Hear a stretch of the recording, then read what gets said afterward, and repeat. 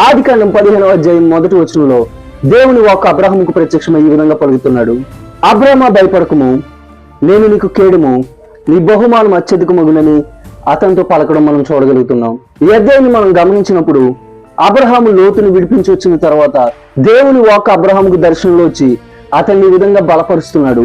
నేను నీకు కేడంగా ఉంటాను, నేను నీ బహుమానాన్ని అత్యధికం చేస్తాను కనుక నువ్వు భయపడొద్దని ఆయన మాట్లాడడం మనం చూస్తున్నాం. అవును, మన దేవుడు మనకు రక్షణగా ఉంటాడు. అంత మాత్రమే కాదు, ఆయనే మనకు అత్యధికమైన బహుమానాన్ని దయచేసే దేవుడు. ఈ అధ్యాయంలో దేవుడు అబ్రహాంతో మరలా వాగ్దానం చేసి అతనితో తన నిబంధనను స్థిరపరుస్తాడు. అతనితో దేవుడు నిబంధన చేయడాన్ని మనం చూడగలుగుతాం. నిజమే, దేవుడు అబ్రహాముకు అత్యధికమైన బహుమానాన్ని దయచేశాడు.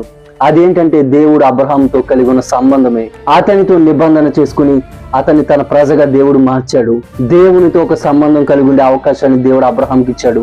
అంత మాత్రమే కాదు, తనకు సంతానాన్ని ఇస్తానని దేవుడు వాగ్దానం చేశాడు. అదే విధంగా దేవుడు ఇస్సాకుని ఇచ్చాడు. దేవుడు అబ్రహాము జీవితంలో గొప్ప బహుమానాన్ని దయచేశాడు. అదే విధంగా ఈ రోజు మన జీవితంలో మనకున్న లోట్లు, మనకున్న సమస్యలు దేవుని తెలుసు. మనం దేని విషయమై భయపడాల్సిన అవసరం లేదు. ఆయన యందు నమ్మకం ఉంచితే ఆయన ఖచ్చితంగా మనకు ఒక గొప్ప బహుమానాన్ని దయచేస్తాడు. ఆయనతో ఒక సంబంధాన్ని కలిగి ఉండే భాగ్యం దేవుడు మనకిచ్చాడు. అంత మాత్రమే కాకుండా మన అవసరతలను తీర్చి మనకేం కావాలో దాన్ని దేవుడే దయచేస్తాడు. అటువంటి కృప దేవుడు మనందరికీ దయచేయును గాక. ఆమేన్.